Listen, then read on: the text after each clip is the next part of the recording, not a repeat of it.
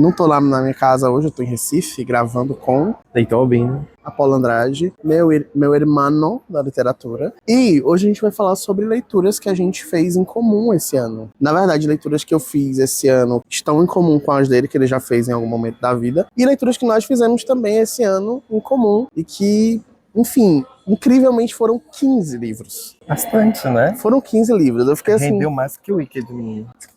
Parou, para a gravação. Então eu sou a Lê, este é o Estante do Alê e nós vamos falar sobre nossas leituras em comum em 2025.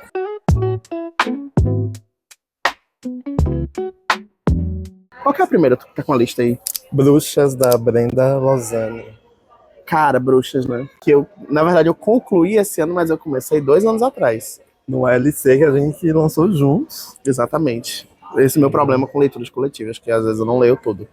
Mas, o que você achou de Bruxas, assim? Não sei, acho que falar que foi mágico é um grande clichê, mas clichê. porque, né, enfim, bruxas, realismo mágico, literatura mexicana, enfim, foi uma delícia.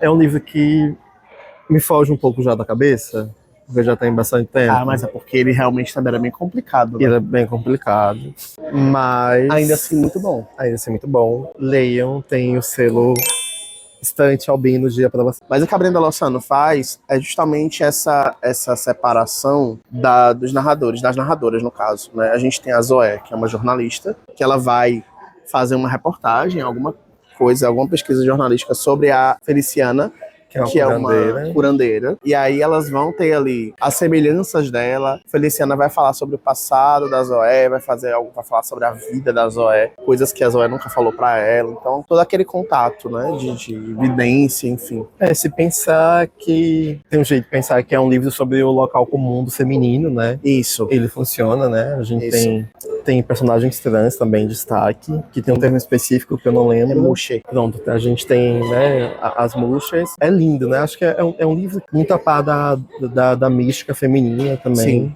Sim. Abrangendo essas coisas aí, indo além do vilarismo, mas também indo além do comum mesmo. Eu acho que a gente pode dizer também que Bruxas, ele traz essa fuga do que foi construído socialmente pro feminino, para as mulheres. Acho que traz esse olhar de, tipo, toda mulher é uma bruxa.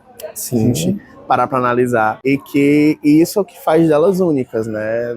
Tem suas particularidades, suas peculiaridades. Mulheres latinas escrevendo, né? Então, enfim, supra-sumo da literatura mundial. A próxima leitura em comum. Caminhando com os Mortos, a gente lembrou uns. Nossa! Todos os comentários anteriores também servem para esse. Exatamente. Realmente traz muita coisa parecida com Bruxas, né? Só que vai trazer aquele interior do Brasil. Interior do Nordeste, especificamente. Interior de Pernambuco, né? Onde estamos. Traz uma reflexão muito grande sobre fanatismo religioso, que a Micheline faz, principalmente o fanatismo evangélico. Que a gente sabe que destila muito ódio, que reforça muito discursos de ódio, de conservadorismo. Apesar de já ter saído de outra religião, né? Parece que é um braço, assim. Parece que é um braço, Eu acho que se você leu O Som do Rugido da Onça, é uma coisa completamente diferente, ao mesmo tempo que se assemelha muito, porque de novo, né, mais uma narrativa sobre a mística feminina, de como tá posto ali, de como, enfim, é contada essa história. Claro que acho que aqui também a gente vai para um outro lado, né? E quando a gente tem muitas histórias que falam sobre as mulheres serem loucas, aqui a gente realmente vai falar sobre a loucura. Você fala do fanatismo, pega a loucura e pega também pra gente se questionar no mundo real mesmo, porque a gente para e pensa quando foi que a gente deixou que as coisas ficarem desse jeito, se a gente pensar com relação à política e mesmo como é professorado o cristianismo hoje em dia no Brasil. Sim. E esse livro é esse espelho. Né? Ele não mostra pra gente o caminho, porque a gente também não consegue ver qual foi esse caminho, mas ele é um reflexo do que está acontecendo agora e de narrativas que elas podem muito bem nos passar apenas no interior do país. E essa manipulação, né? Esse poder de manipulação que a religião tem das pessoas. Eu acho que todo mundo devia ler Caminhando com os Mortos. Apesar de talvez nem todo mundo vai entender algumas coisas, mas para ter essa noção, sabe, do que acontece, do que se faz, se constrói. Mais um com o nosso selo Estante Albino. Vai aparecer um selo aqui na edição. Vou criar esse selo. Terceiro, Prosérpina da Ana Martino, que é uma delícia. Que livro delicioso. Que fantasia boa. Né? Que fantasia boa, né? Fantasia boa. Assim, quem esperar ler sobre uma pintura que ganha vida e tem Quem espera ler sobre um desejos? cara que se apaixona por uma pintura que ganha vida? Mas não é pra Quem isso que escreveu? tentaram roubar a Mona Lisa? Exatamente. Entendeu? E aí, quem que ia escrever sobre isso? Ana Ana Martino. Martino, né? Que a mente dessa mulher, enfim, Titânio. Nobre. nobre. É isso. É uma fantasia de um cara que se apaixona por uma pintura que deram a missão para ele descobrir qual era a magia por trás desse quadro. Que tinha um mistério mágico ali, um segredo, que quem que era? Era um coronel? Era um barão? O que era? Um duque? Gente aí da Gente alta... da nobreza. É Gente isso da mesmo. nobreza. E aí que queria saber qual era o mistério por trás do quadro. No final, era um negócio de complexo de Édipo também. Porque depois eu entendi. Depois eu fui olhar e o caralho, é porque ele achava que era a mãe dele no quadro. Vai, psicanalista. Desculpa. Desculpa, você rouba... Use esse argumento. Você rouba meu poder de leitura no final do ano. Rouba meus estudos de psicanálise. Mas, gente, realmente tem essa questão, viu? Mas é isso, né? Mas eu acho que é uma história que eu fui mais fisgado pelos personagens secundários Sim. do que pelos protagonistas, né? Acho que a Proserpina, ela é uma fofa, uma querida, ela tá certa. Sim, ela tá certíssima. Em tudo que ela faz ali. Se alguém está contra a Proserpina, automaticamente estamos contra essa pessoa. Exatamente. Estamos do lado de Proserpina. Mas os personagens secundários, né? E até gostoso, né? Que a gente tem um conto, né? Ao final da novela, né? Sim. Que vai falar sobre nosso personagem favorito, que eu não lembro mais o nome dele. Que eu esqueço o nome do personagem. Me Que é o filhote de fada, né? Que é o filhote de fada. Gente. Ele é seu favorito? Eu não sabia, não. Tu fala nosso, mas era o meu também. Então, assim. Sim, mas é isso. Irmãs. É sobre. Que ótimo. Entenda. Esse vídeo é pra você entender que nós lemos 15 livros em comum esse ano. E todas as ligações em comum são verdadeiras. É isso. O próximo foi o seu namorado numa publicidade. Alerta Vermelho, da Martha Wells. Sim, me apaixonei por ele. Me apaixonei por um robô assassino. Um robô assassino. Foi muito bom. Me apaixonaria de novo? Acho que foi o melhor esquema que eu já tive na minha vida. Foi um livro que reforçou muito que eu só pego publicidade de livro bom. Se você me segue, me acompanha, eu só... Não tem como. E foi um dos livros, assim, gente, eu leio muito rápido. A ler não. E foi um dos livros que eu li mais rápido esse ano. Que eu li mais rápido esse ano. Saiu mais de rápido. Fato. De fato. E assim, a série também muito boa. Ainda não assisti. Muito boa, tá? Muito fiel, pra quem gosta de criticar a fidelidade de adaptação, muito fiel. Apesar de ter algumas inserções ali de coisas que não tinham no livro, mas é porque a primeira temporada é o primeiro livro. E aí, eu achei, até demorei a terminar de assistir com medo de pegar spoiler dos outros livros, mas não tem. Não tem. Acaba exatamente como o livro acaba, inclusive. Ai, que delícia. Ele entrando, enfim. O alerta vermelho é um alerta spoiler. Eu lembro que eu li esse livro de uma sentada, né? Eu tinha pego um dia de manhãzinha, assim, pegar acho que umas 2 horas lendo e foi delicioso. Eu entendi o porquê de você se apaixonar por um robô. Eu também entendi, quer dizer, não entendi, mas é um dos livros que, se você não lê ficção científica, porque você acha que sempre é essa coisa muito cabeçuda, muito nerdola, tudo muito complicado, esse é o livro que ele quebra todos os paradigmas e te aproxima desse gênero que a gente ama. Exatamente. Né? E que massa falar desse livro, não sei, assim, além de amor, né? É divertidíssimo. É cômico. Eu acho que a gente pode muito dizer. Sarcástico. Ele é muito direto nas críticas que ele quer traçar, até na história, né? São umas 200 páginas. Nem isso. É menos, né? Bem menos. Os outros livros também são curtinhos, também seguem isso. Eu acho que a gente pode dizer que tem 2 autoras que escrevem ficção científica, assim, para você ler, iniciar lendo, são Martha Wells, de Alerta Vermelho, e Ana Martino. A gente não combinou, não tem roteiro, tá? Eu sabia. E a gente não combinou, mas o próximo é ela. Ana Martino de novo. Fortunato Poeira. Eu que fiz a lista, eu tinha na cabeça, vou juntar os da Ana Martino aqui, só que eu esqueci, né? Mas aí foi, só um. O 5º livro que lemos em comum, Fortunato Poeira. De Ana Martino. quem pensaria em escrever uma história em Bertalux, uma Lua lua agrícola. agrícola do Brasil, apenas Ana Martini? Que é uma lua agrícola, né? São ilhas, são luas, assim, satélites, em que nesse universo, suposto universo criado pela Ana, as pessoas vão para o espaço, nessas ilhas, para cultivar alimentos. E aí tem como é que chama? Como é que chamam ele? Eu não lembro, mas a gente pode usar a palavra andarilho, né? É um andarilho. Fortunato, ele é um andarilho. Um andarilho. Que ele vai indo de lua em lua, porque existem várias outras, Uhum. nos períodos de colheita, e ele vai, enfim, vivendo disso, né? Então as pessoas conhecem ele enquanto Fortunato Poeira. Ninguém sabe mais nada sobre ele, sobre a vida dele na Terra, antes de partir para as estrelas. Se ele tem uma família, quem seria a família, enfim, sem ser as pessoas com quem ele convive nas luas agrícolas, até que um dia ele morre, né? E o Antônio, meu xará, tem que cuidar do enterro dele, do velório dele, né? Dos trâmites, das burocracias, que a morte de alguém envolve. E aí segredos serão revelados. Segredos serão revelados, né? E a notícia da morte dele se espalha. E o livro é um relato do Antônio, assim, falando sobre como que foi esse processo. E, inclusive, da loucura de tanta gente aparecendo pro velório de Fortunato. Tanta gente do mundo inteiro. Então, não só de outras luas agrícolas, mas da Terra. E ele disse que gente chegando da França.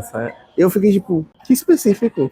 Fortunato era um advogado. E é muito bonito porque quando a gente se propõe a contar a história de alguém que a gente ama, a gente geralmente vai contar de alguém que é muito próximo, né? Então, assim, algum familiar, algum amigo que faz parte da família, e a gente sabe muitas coisas. Como é que você vai contar a história sobre alguém que você ama se você não sabe a história dela? Eu acho que é aí que me pega também, sabe? De ir traçando a história da pessoa, como essa vincula com a sua e a sua visão dela também. Eu acho que uma coisa legal que o Antônio faz narrando essa história é que a gente acaba conhecendo o Fortunato pelas pessoas que vão aparecendo. Que vão contando as histórias dele. Isso, e que ele fica, meu Deus, apareceu uma banda que ele ensinou todo mundo da banda das crianças, a banda de crianças, ele ensinou todo mundo a tocar. Aí eu fiquei tipo... Como? Não sabemos. Como alguém conta isso? Então, Ana Martino, mais uma vez aqui, o selo Estante Albino de aprovação. E o próximo é um dos meus queridos. Rasteiras do Thales Azegon. Rasteiras do Thales Azegon. Poesia curta. Que me deu uma rasteira. Que deu uma rasteira nele. Que eu li isso aqui toda uma vez, na frente dele. Eu já conhecia, eu já estava preparado, porque eu li em Rasteiras, que foi lançado esse ano, inclusive, durante a Bienal do Ceará. Quando eu vim pra Bienal de Pernambuco, Thales disse, leva uns livros pra Paulo. Aí eu levo, pode botar poesia, bote Rasteiras aí pra ele. Botou, a Paulo leu do meu lado. Seca não, né? Teve minha lágrima ali. Teve lágrima caindo. Teve choro. Mas muito bom. Rasteiras pra mim é um sentimento puro, assim. Mas pra usar essa metáfora mesmo da rasteira, tem 2 livros. Ainda vou fazer esse vídeo. Que são os livros mais apaixonados na poesia que eu já li. Que são Júbilo, Memória, Noviciado da Paixão, da Hilda Hilst, que minha irmã me deu de presente. E Rasteiras. Eu acho que são os 2 livros, assim, que quando você pega um poeta apaixonado, sim, e você sabe que paixão é essa coisa que ela te prende, que ela te arrasta, que ela te joga no chão, que ela te dá uma rasteira e faz você seguir até onde você conseguir, é esse livro. E eu já falei, o Rasteiras é o livro mais apaixonado do Thales. Mais apaixonado que eu já li até hoje, eu já li quase todos dele, então eu sei do que eu tô falando. Eu ainda não, hein, Thales, quero. Todos os outros. Ai. Pedro Páramo, do Juan Rulfo. Oxi, pule aí que não precisa falar nada. Pedro Páramo, a gente leu pro clube, pro Surratines. Cria nossa. Foi a minha primeira experiência lendo Juan Rulfo. A Apolo já tinha lido, foi curadoria sua pro clube, inclusive. Foi minha curadoria. Eu disse, se prepare. Foi um negócio muito forte aí. Veio, não foi? Veio. Me pegou. Eu achei complicado de ler. Lógico, eu já falei sobre isso também. Não quer dizer que o livro é ruim, que a história é ruim. Na verdade, a história me cativou talvez pela complicação e pela forma que eu compreendi ela. Como a gente estava ali no clube e tinha que fazer outros conteúdos também sobre o livro, pesquisando e entendendo, por exemplo, a vida do Juan Rulfo, o trabalho dele na fotografia, o trabalho dele no cinema, né? E ele tem tantas poucas obras literárias, me aproximou muito dele ali. E o filme da Netflix, de 2024. Lindo. Que é acho que a adaptação mais recente de Pedro Páramo e mais fiel. Mais fiel. É muito fiel.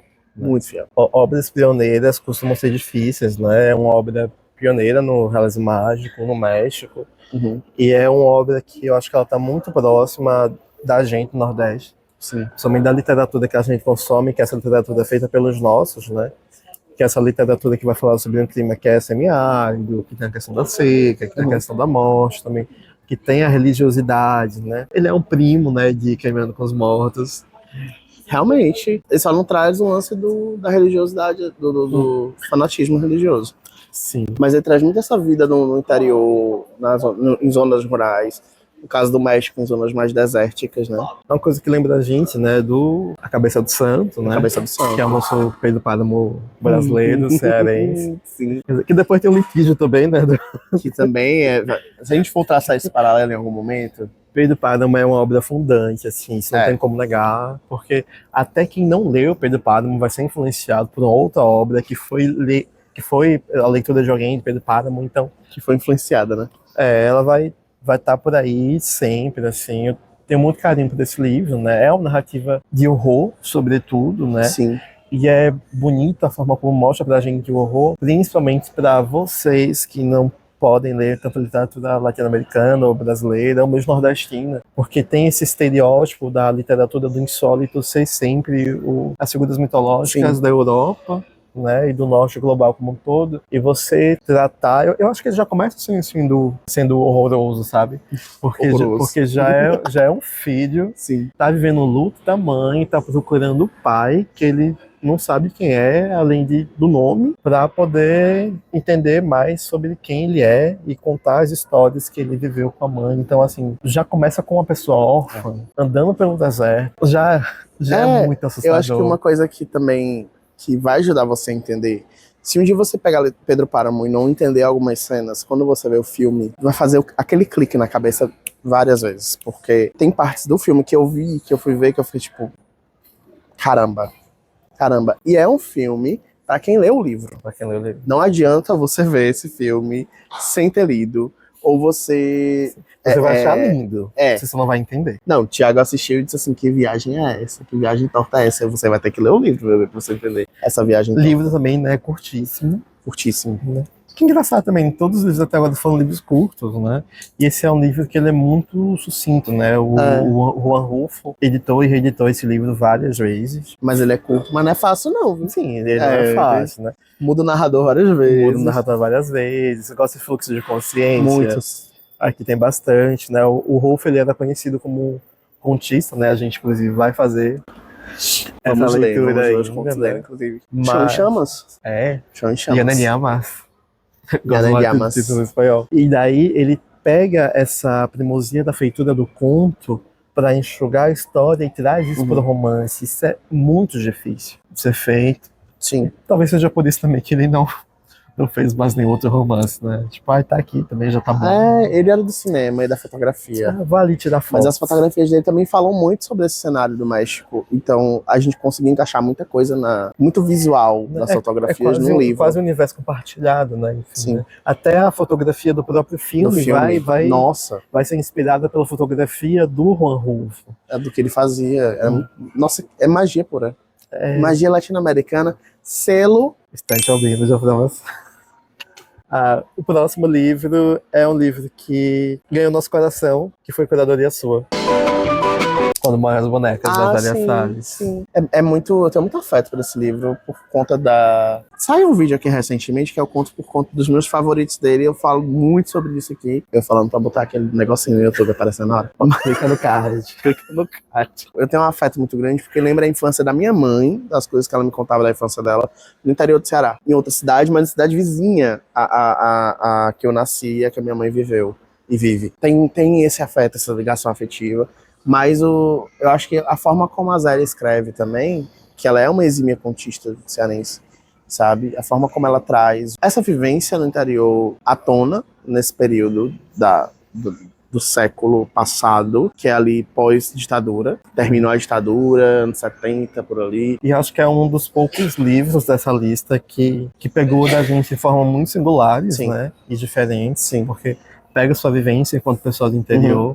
Eu sou um menino de cidade grande, mas as histórias contadas pela Zélia se assemelharam muito às histórias que eu ouvia de pessoas mais velhas, né? Enfim, como meus Sim. avós, de manhinha. Acho que já falei disso pra você e pra... Não lembro se no conteúdo que eu fiz sobre, mas quando faltava a luz, né, no bairro da gente, a gente ia pra frente de casa esperar a luz voltar, então se reuniam as crianças e algumas pessoas da vizinhança, eu contando histórias. E isso me pegou, né? Porque é esse rememorar da infância, a parte da palavra que torna presente de novo, né, as histórias do tio dela, que é esse filho da avó que está distante, né, que tem essa questão do êxodo rural mesmo, mas que volta para casa em algum momento. Tem o diabo, né, que aparece. Nossa, o diabo é muito legal. Que é muito legal, né? Tem o primeiro amor, né, na infância, a consolidação também, enfim, depois do primeiro beijo. Sim. Tem aquela As figura, aventuras. a figura extravagante, né? Enfim, a pessoa LGBT que tá ali, que vai Sim, vai tem esse trazer, detalhe. né? Zélia traz. Cara, Zélia aprofunda muita coisa assim. Camadas, Muitas camadas. E o livro é tipo. É a vida de uma pessoa só, de uma infância, né? De uma pessoa só. Que vou dizer que é ela, não posso dizer que é ela, né? Não dá pra dizer. Mas que traz, talvez, muitas vivências dela na infância dela. E você falou um negócio legal, que no interior, no meu interior, pelo menos. Quando faltava energia à noite, a gente também se juntava na calçada pra conversar e fofocar, contar história e tal. E meio que é um elo que a gente constrói, é uma memória que a gente constrói afetiva de tempo mesmo, de passado, mas também um elo de comunidade, sei lá, de algo que eu conheço desde criança, porque a gente é forçado a interagir pela falta de energia. A gente vai pra rua com medo de ficar sozinho no escuro dentro de casa. Sim, e é uma coisa que pega de novo esse ponto, né? Você sendo uma pessoa do interior, sendo uma pessoa de cidade, é que no interior a coisa da comunidade continua, né? Muito mais forte. Exato. Nas cidades grandes, enfim, como Recife, Fortaleza, apenas pequenos núcleos, né, conseguem resistir a isso e apenas poucos bairros, né, conseguem manter ainda essa presença mesmo, né? Aqui bem difícil até. Aqui eu sei que a Várzea, que é um bairro onde, por exemplo, as coisas demoram a chegar, tipo, o avanço da cidade demora a chegar por conta da resistência maior da população. No meu bairro, acho que já teve isso, mas hoje em dia também não. Enfim, eu já estou morando em outra casa, aqui na mesma casa que eu vivia durante a infância. Então não tenho esse contato com a vizinhança, mas que também é um bairro onde, por exemplo, os prédios estão chegando. É uma coisa que a gente achou que nunca ia acontecer porque era um bairro que tem origem fabril. Sim. É muito diferente, né? E é uma coisa que eu sinto falta. Às vezes eu sinto falta também da calma, uma coisa mais tranquila. Mas eu gosto do caos da capital também. Claquete. Segura aí que as irmãs, elas estão... Volta no que, bicho? Eu vou editar junto, né? Junto na edição. As cartas que te escrevi, nunca te enviei, do Douglas Franklin. Douglas Franklin, meu amigo de Fortaleza, poeta. E aí, As Cartas é um livro muito intenso, muito sentimental. Acho que ele revela muito dos sentimentos de Douglas, de amores que ele viveu, desamores também, né? Aquela coisa, né? Você vai ler o diário de uma pessoa, você lê esse livro. É o diário dele. São vários diários, na verdade. São vários ele traz diários, coisas né? de muitos anos Tá atrás. datado, né? Acho que tem o quê? Uns 5 anos? Tem mais. Quando eu penso... mais, eu não né? lembro se começa em 18 ou é 16. Também não lembro, mas que também, né, o livro ele tá organizado de uma forma que não segue essa cronologia. Isso.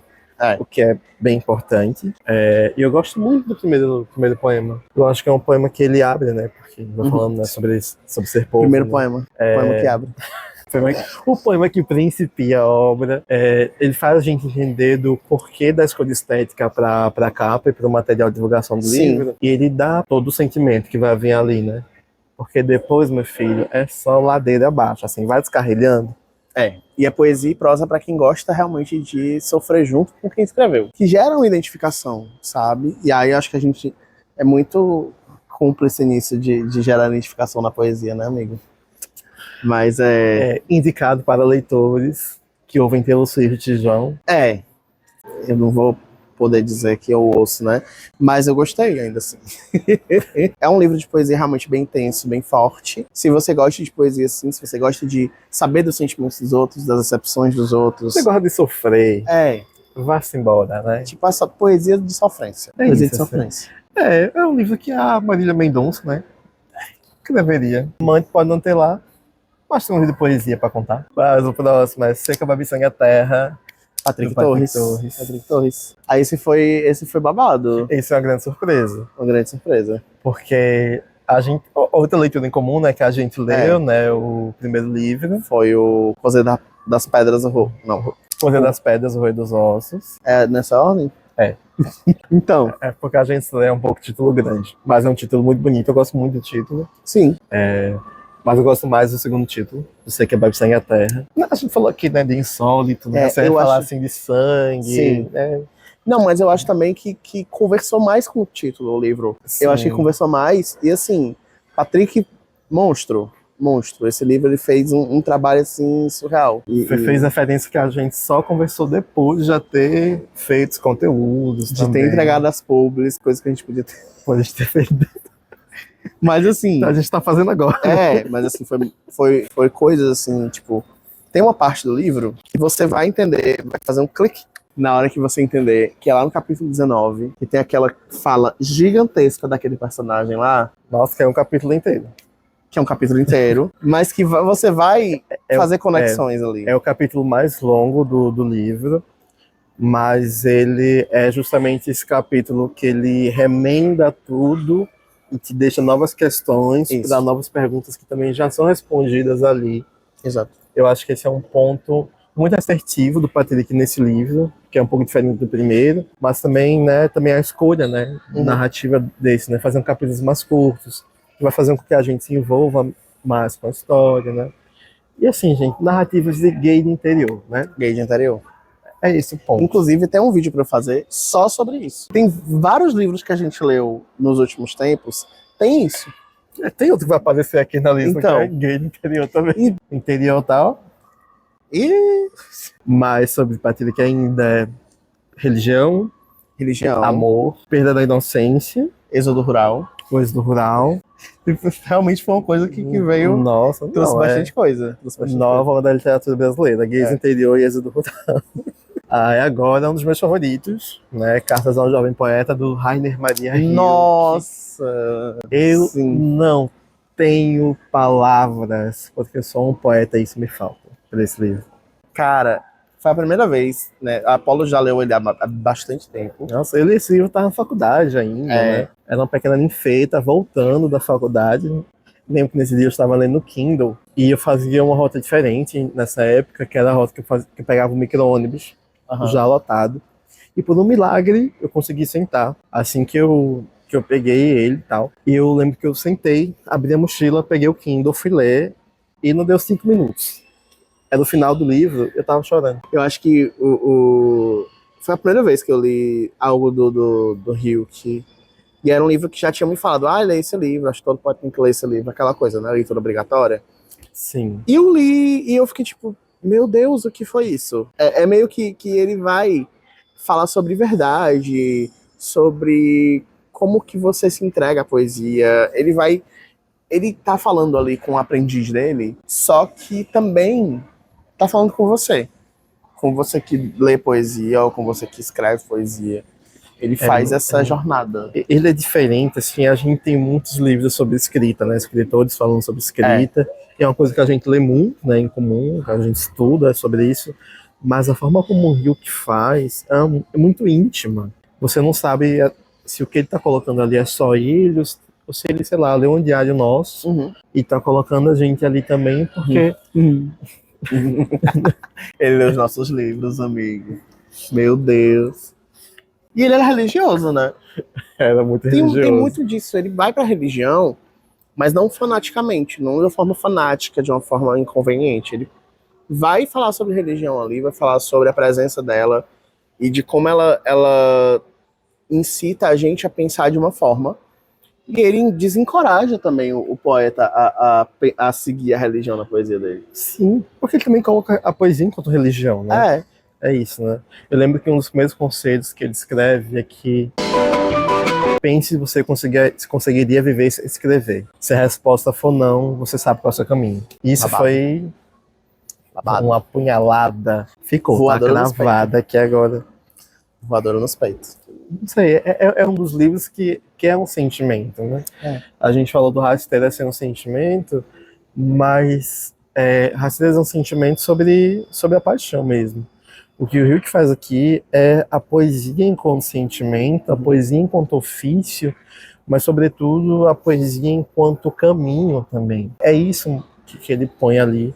E claro que é um livro que a gente indica para todo mundo que escreve, para além de ser poeta. Para quem lê poesia também, eu acho que é importante. Para quem lê poesia, isso. Enfim. Quem gosta de ler poesia, acho que é muito importante. Poesia do Hilke? Não sei, talvez. Mas esse... tem vários autores aí que a gente já leu, que a gente prefere a forma acadêmica deles do que a produção artística. Tipo, o autor escreve conto e poesia. Os contos são melhores que as poesias. Isso acontece. Fazer o quê?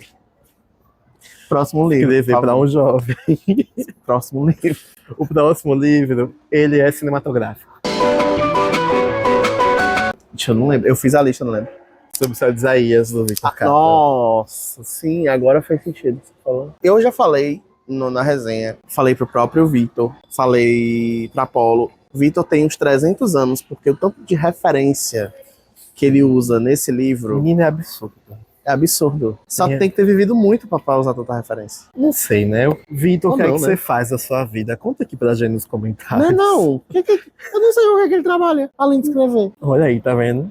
A vida misteriosa dos escritores. Vamos saber. Mas o lance é uma história sobre um gayzinho adolescente do interior. Que tá se descobrindo ali, mas no interior do Sudeste, né? Do Sul, mas ainda é gay do interior. Tá na pauta. Tá na pauta. Mas é um gayzinho ali no interior do Sul, da cidade do Sul. E aí ele vai, no Paraná, inclusive, ele vai descobrir várias coisas, inclusive um esquema criminoso. E aí vai ter drone, vai ter avião colado na língua. Vai ter avião colado na língua. Eu tinha esquecido da cena do avião. Essa cena, que é uma cena muito boa.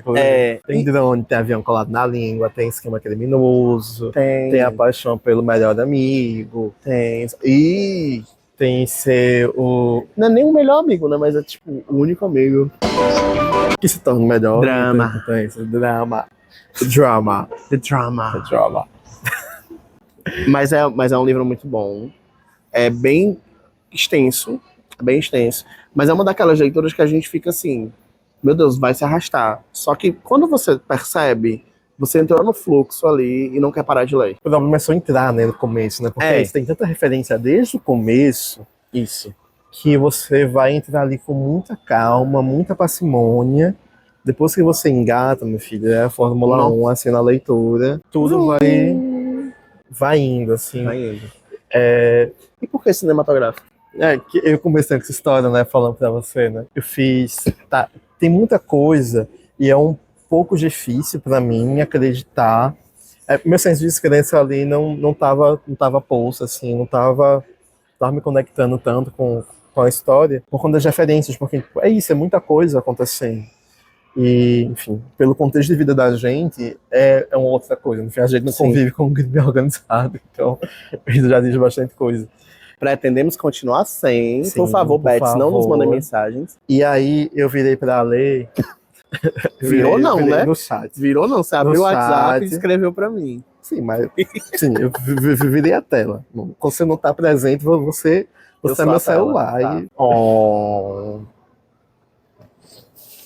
Assim, fazer uma figurinha nova. Assim. Falei pra ler, eu fiz... Meu jeito de conectar com essa história foi pensar que eu tô lendo um filme ou uma série. Porque eu consigo imaginar uma luz diferente. Tipo, aqui a luz mudou, tá mais amarelada. Mudou muito. Tá amarelada. Então, quando eu tava lendo esse livro, era essa luz que vinha, sabe? Essa luz amarelada, um efeito sépia, uma coisa muito hollywoodiana mesmo. Tipo um Agente Secreto. Isso ainda não viu, né? Não vi. Tá na terra do Agente Secreto, não vi ainda. Vai levar um babau. Mas eu confio.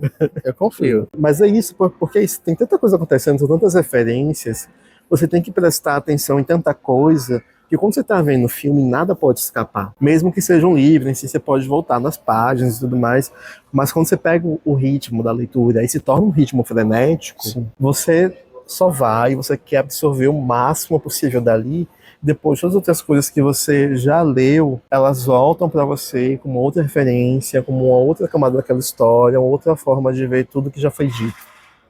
E, enfim, é lindo, né? Eu falei para você, eu falei para o Vitor, como eu gosto do começo se conectar com o final do livro, né? O começo do livro começa com uma aranha andando pelos dedos do Isaías, então a gente tem uma visão de baixo, né, de uma coisa minúscula sobre essa coisa gigantesca que somos nós, né, que é o Isaías. Muito cinematográfico. É muito cinematográfico, Muito desde o cinematográfico. início. E o final eu não posso falar, você vai ter que ler. Não precisa. Né? Leia Leia sobre o céu de Isaías. Mudou muito a luz. É sobre. É sobre, é isso. É sobre. É isso. Se mudou a luz, não tem o que fazer. É a vida real. Vou gravar no shopping. É o que tinha pra hoje, gente. É feriado, é Natal. Hoje é Natal. Feliz Natal, inclusive, porque se sair antes de 6 de janeiro, ainda tá valendo. E o que você fez? A gente O trabalhou. que você fez? Entendeu? Hã? Conta aí pra gente, pra Simone. Próximo livro, Gay de Interior, O Rio Me Corta por Dentro, do Raul Damasceno. Interior do Ceará, inclusive. Pois Né? Conheço o Raul há anos, né? Quando ele finalmente lançou esse livro, eu falei, poxa, será que vem coisa boa aí? E veio. Foi uma pergunta assim, respondida, não precisava nem responder. Veio. E eu acho que foi uma das minhas melhores leituras do ano, inclusive. Não sei as suas, mas foi uma das minhas. E assim, trouxe muita coisa de vivência de zona rural, porque moro no interior, mas frequentei muito zona rural quando era criança. E aí, tipo, de entender como é que as coisas funcionam ali, como é que a sociedade se organiza e vive em comunidade nesses lugares. E como tem sempre alguém que manda mais e que tem essa brutalidade, que é o que vai mover e reger essa história do Rio que me corta por dentro. Pega muito o que a gente já falou aqui sobre outras histórias, se passa no interior também, então acho que a gente precisa voltar nessa parte. Eu não sei se é uma das minhas leituras favoritas, porque eu gosto muito da forma como a história é contada. E as minhas leituras favoritas, elas vão ser aí um misto do gostei muito da história, gostei muito da forma também. Sim. Esse é um dos livros que eu gosto muito mais da forma do que da história. Por quê? Tem muita história que a gente tem na literatura contemporânea brasileira agora, que são as mesmas histórias, né? É isso, é o gay do interior, essa questão ainda de sair do armário, aquela questão que a gente já leu enquanto mais novo também, de se apaixonar pelo amigo, entender como que vai fazer para viver esse amor, né? Então, são coisas que se repetem, e o que o Raul faz aqui nesse livro é contar essa história que a gente já ouviu zilhões de vezes, de uma forma muito bonita, né? Que é muito, muito singelo você ter cenas de flashback, em vez de você só cortar a cena, colocar ali um indicativo de que é uma outra cena no passado, ele me põe um conto no meio. 2 mini-contos. Sim. Foram 2 mini-contos. Você me põe conto assim, no meio do livro para poder contar a trajetória de uma personagem e dar uma sensação de universo expandido. Sim. Muito gostosa. Né? Tem conto, tem poesia, chega a crônica também. E tem vários amores proibidos nessa história. Vários amores proibidos, né? Tem o do Cícero e do Luzimar, mas também o da professora Toin. Nossa, Toin. Professora Toin, que é uma professora trans, uma mulher trans. Então, como que isso se constrói, como que isso se mantém numa zona rural do interior do Ceará? E pensar que também a narrativa, por mais que a gente fale sobre esses estereótipos, né, também é para resolver um grande mistério. Um grande mistério. Porque é um filho buscando entender a rejeição da mãe. A ausência, né? A ausência dela. É lindo. E o plot twist, quando chega, você sabe o que vai acontecer. Só que quando acontece, é esse sentimento. Às vezes, uma história ela é previsível, mas não quer dizer que ela não vai ser chocante. Então, quando você sabe o que vai acontecer. Só que quando acontece, é um baque. Ainda assim é um baque. Porque a forma como acontece... Não, é perfeito. Assim, Raul, você... Digo nada. Acho que de construção de história é a minha favorita. Sim. Do ano, porque brinca com tudo isso, né? Como um bom aluno de escrita criativa, eu acho que pega isso, sabe? Assim, tipo, eu estudo escrita para poder ver isso no livro. Sim. Para poder realmente ver essa brincadeira com gêneros, de construir um romance que ele não vai ser inovador pela história que ele vai contar, Sim. mas pela forma, né? A gente estuda história da literatura no colégio, né? E a gente vai falar muito sobre as formas dos romances, né? Dos elementos que tem no parnasianismo, no romantismo, enfim. E você vê isso na literatura contemporânea, que ela já é muito... Quando você começa a ler, parece que está vendo uma coisa totalmente diferente. Sim. Mas quando você consome muito, você já vê um padrão ali estabelecido, e quebra isso, é como se fosse uma vanguarda. Lindo, né? Mais um, né? Com o selo. Estante Albina. Todos eles, na verdade, mas é isso. O próximo é um dos meus queridos também, A gente que já tá é em qual? 13º? 14º. Tá acabando! Tá acabando, só faltam 2. E a gente tem Fruto Podre do Fruto Caio Podre. Lima. Que eu terminei de ler ontem. Às vésperas do vídeo. Ontem. Nossa, e que leitura, né? Pra Eu começar. avisei. Pra começar. É um livro narrado por uma mosca. É uma mosca narrando tudo ali.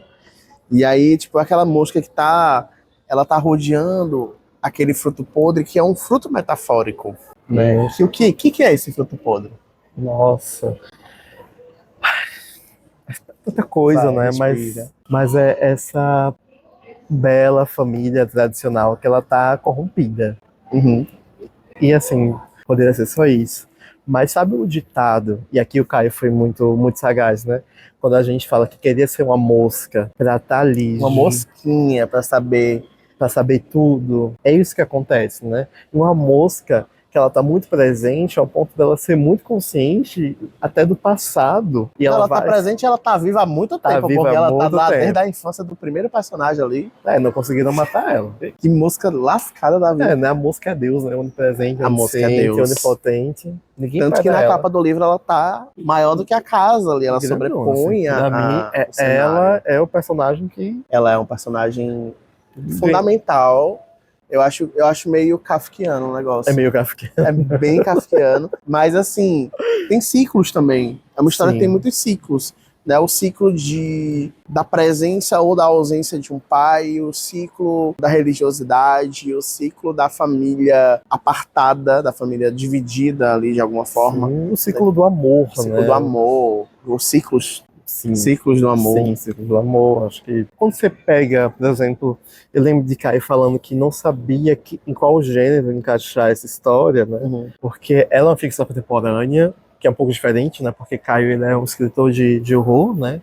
Sim. Também, né? O livro anterior, Céu de Asfalto, é um livro de horror. E ele pega esse terror psicológico, né? Ele é contemporâneo, ele pega o terror psicológico, ele é um suspense muito bem posto, muito bem estabelecido pela narrativa, pela forma também como a história vai sendo contada, né? E é um grande Lego, né? Fundamos aqui a categoria Lego na literatura. Aquele Lego de criança com peças de várias cores, assim, de tamanhos diferentes, que formam uma coisa meio nuvem, que você... Gestalt. Não, mas e é um livro também que se passa no interior do Rio de Janeiro, também vai tratar sobre essa questão de sexualidade. Inclusive, é uma perspectiva que não se fala tanto, né? Não se fala do Rio de tanto. Janeiro. A gente não fala tanto sobre o interior, né, dos grandes centros urbanos, né? A gente explora muito mais Nordeste, Sul, nessa parte. E o Norte, né? E o Norte. Porque essa visão estabelecida, Regionalista. né? Isso, no Uma Brasil. visão regionalista. Quando a gente pensa no interior de São Paulo, muitos interiores vão se assemelhar a centros urbanos populosos aqui no Nordeste, né? Enfim, cidades que fazem parte das regiões metropolitanas, por conta do desenvolvimento urbano, né? Do lado de lá. Mas eu acho que foi a primeira história que eu tive que lembrar que eu estava no Rio de Janeiro. Né? Porque era o interior do Rio de Janeiro, que não era a história do, sei lá, a Vista Chinesa, por exemplo, que eu li, e que tá passando pela Zona Olímpica. Sim, eu acho que o que traz muito também à tona o lance de ser no interior do Rio é o samba. É o samba. É um elemento que tá ali na história, que as famílias ali estão frequentando, estão vivendo. Se liga? Sim. No domingo e tal, o pessoal se junta, vai ouvir samba, beber e tudo mais. Tem um lance não sei se o lance dos rios também. Porque a pesca é uma coisa que move muitas economias. Mas ali, tipo, o lance da compota de fruta, dessa coisa de trabalhar com fruta mesmo, com pescaria, sabe? Tem coisas que não são tão comuns daqui. A questão da pesca em Recife é algo, né? Assim, cidade que surgiu na vida de pescadores. Enfim, Camadas. É um outro livro cheio de camada e que nunca vai se esgotar. Caio, você é um escritor de mão cheia. E cheio de músicas também. No bom sentido. E esse tem um selo Estante Albina. E agora o último pra livro encerrar dessa lista, gente. Foram 15 livros. Las Malas, da Camila Sousa Vilhara. Então, As Malditas, atualmente, no As Brasil. Malditas. Quem não conhece, o título que foi usado nele aqui foi O Parque das Irmãs Magníficas, mas lá fora o título original dele é Las Malas, né, que é As Malditas, que foi como chegou nessa nova versão pela Companhia das Letras. E Camila Sousa Vidiada, eu acho que se você já conhece essa autora, se você já ouviu falar dela, você deve entender mais ou menos do que a gente está falando aqui. É uma autora trans, argentina, e esse é um livro que transpira realismo mágico. Transpira, transcende, Sangra. sangra. Ele tem um brilho, né, nas páginas e nos olhos. O brilho dos olhos, realmente. Né? Outro livro da nossa cria, né, do Surlatinas. Exatamente. Minha curadoria, né? Muito bem feita, por sinal. Eu avisei que seria um livro, ó.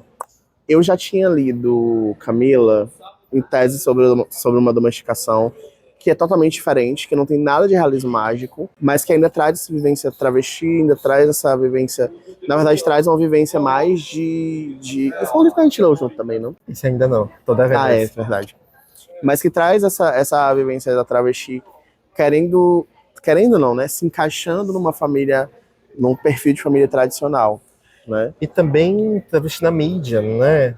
Na mídia, no teatro, no cinema, enfim. Você tem uma autora que ela é atriz também, então essa multimídia na literatura, né? Que ela aparece muito e é muito bonita, né? Mas As Malditas, não sei como falar sobre esse livro, assim, ele é um grande respiro, sobretudo. É um outro livro que serve como uma rasteira, claro. E, nossa, né, eu acho que todos os outros livros que a gente falou anterior falam sobre esse livro, de alguma forma. Sim. Sabe? Tem muita coisa que se assemelha nesse livro também à vida urbana nas grandes cidades, a vida urbana noturna, de como que ainda há travestis inseridas nesse cenário, né? E como que elas sobrevivem disso e movimentam a roda, né? Querendo ou não. Eu acho que também, e aí até uma coisa que eu te falei recente, me lembra muito Veneno, me lembra muito a história da Veneno. Quem já viu a série biográfica da Veneno, quem não viu, veja. Quem já viu vai entender do que eu tô falando. Porque vai ter um parque, de fato, não é um parque de diversões. E era uma coisa que eu achava antes de ler o livro, que era um parque de diversões. Muito divertido. Né? Aí eu comecei a ler, não, é um parque urbano, um parque...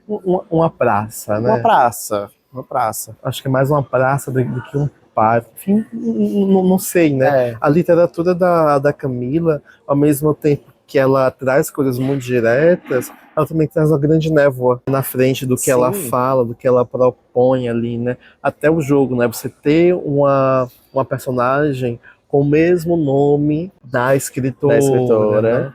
Você ter coisas ali que são vivenciais, mas que não são postas enquanto autobiográficas, né? Como autoficção. Tal qual da Zélia, a gente não tem certeza do que foi vivido ou não ali. E daí também não precisa. Não, de fato. Porque é um livro que ele dói muito, assim, ele dói por muitas questões. Ele dói por realmente ser muito doloroso. Então tem cenas que... não sei nem que metáfora usar, sabe? Mas que são golpes diretos. Né? Deixa as metáforas pra ela. Tem muita metáfora nesse livro também. Eu acho que as abutres são uma das minhas favoritas. De metáfora, né? De personagem não. Personagem por mim. Não, mas a minha favorita pra mim é Brilho nos Olhos. É o Brilho dos Olhos. Né? Brilho dos Olhos ganha de tudo. Eu acho que é uma obra-prima. É uma obra-prima. Vocês vão... Isso, né? Magnum Opus. Magnum Opus. Só até a favor, se um dia mudarem o título desse livro de novo no Brasil, que volte pro Parque das Irmãs Magníficas. Ou pra colocar algo sobre Brilho nos Olhos.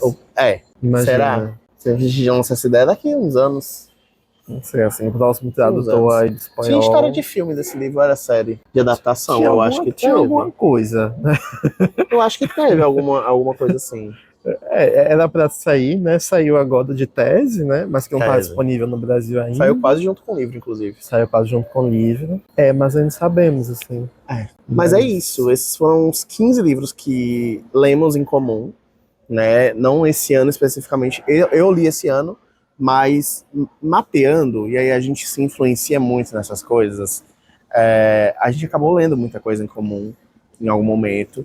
E aí eu disse, tive essa ideia, a gente já ia gravar o que a gente já deve ter soltado a essa altura, que é o Isto Aquele Estou aqui. dos livros do ano, mas eu tava com essa coisa na cabeça, por que a gente não fala sobre os livros em comum que a gente leu?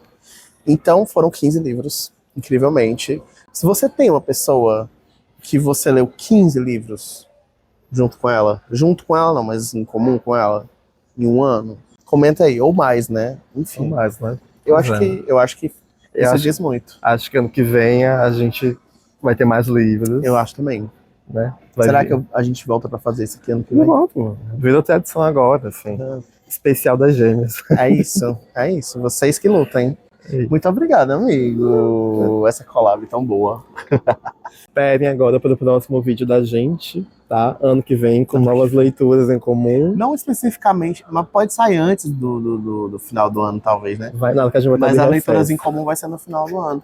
Se você curtiu esse vídeo, deixa um like aí, vai, comenta, se inscreve no canal, faz as suas redes @LeitorBin em todas elas. e no YouTube também. E no YouTube também. Então é isso. Muito obrigado. Acabou. Bom, não aguento mais gravar.